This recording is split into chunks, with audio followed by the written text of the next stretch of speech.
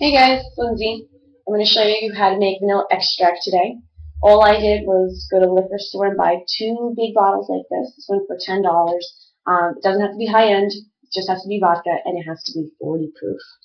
Or 40%, there it is, 40% 80 proof. So as long as it falls into that criteria, you can use any vodka you want. You can also use rum. I heard that it changes the flavor, makes it a little more complex, but that's not what everybody's used to, so I stuck to just basic vanilla extract, which is vodka. So what you do, right off the bat, because you're going to be putting the vanilla beans in this bottle, as you can see I have some in here. I kept a few long for just aesthetic purposes. But what you do is you want to go ahead and pour out about this much into another jar. I used the Good Seasons shaker jar or whatever, just because it was there. And I used a ball jar for the other one because I bought two of these. Two of these ended up making 24 4-ounce bottles. I also have this left over. So this is my own private stash, which is really cool. All you do is to cut the bean pods open. I'll show you how. Okay, let's try and get that in the stand here. So basically, you're just going to cut it in half. This guy's behaving poorly. There we go. Okay. So, once you get it open, so I can spread this so you can really see it. Now, can you see all that black stuff? All that black in there is called the vanilla caviar, okay? So to remove that, you just take your thumbnail and you just run it along like that, okay?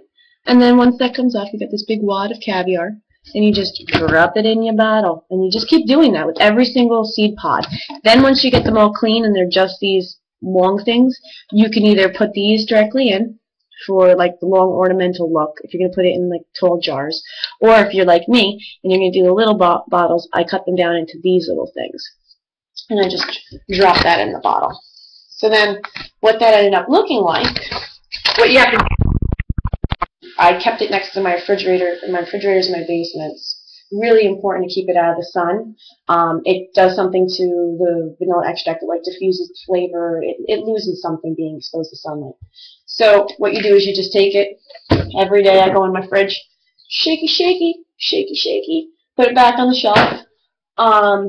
It calls for 4 weeks to distill. I saw other recipes call for 6 months.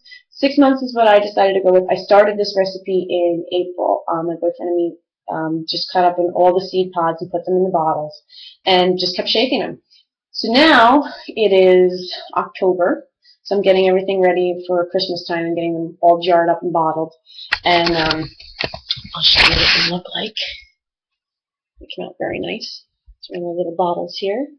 One big tip I would give you guys is when you're doing the seed caviar or whatever, when you're can't get in the video.